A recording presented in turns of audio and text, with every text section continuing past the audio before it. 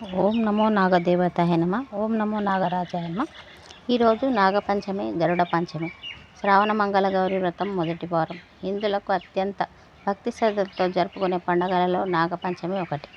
ఈరోజు నాగదేవతలను పూజించుకోవడం ఆనవాయితీ.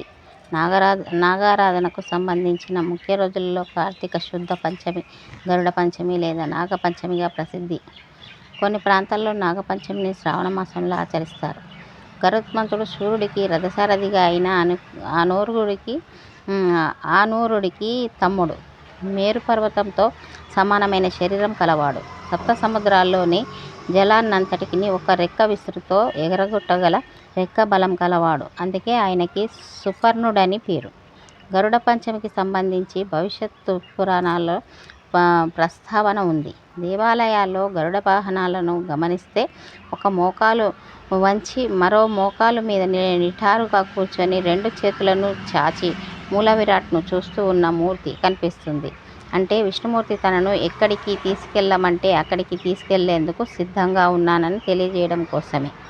నాగుల నుంచి రక్షణ పొంది నాగదోషం తగులకుండా పిల్లలను కాపాడుకునేందుకు చేసే పూజ నాగపంచమి. నిర్మలమైన మనస్సుతో తెలివైన పిల్లల కోసం చేసే పూజ గరుడ పంచమి.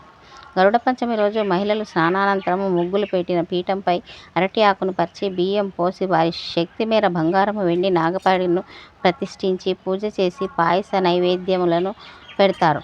మరికొన్ని ప్రాంతాల్లో పుట్టలో పాలు పోస్తారు. ఇలా మన పూజలు అందుకునే గరుడికి వంటి మాతృప్రేమకు గల కుమారుడు కావాలని తెలిపే గరుడ పంచమి, నాగపంచమి వ్రతం అనంత సౌభాగ్యాలను కలుగచేస్తుందని నమ్ముతారు.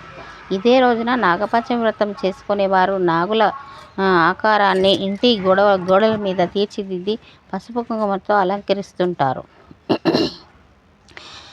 పసుపు కుంకుమలతో అలంకరించి పూజిస్తారు. నాగారాధన వల్ల సర్పదోషాలు తొలగి సంతాన ప్రాప్తి కలుగుతుంది అని విశ్వసిస్తారు.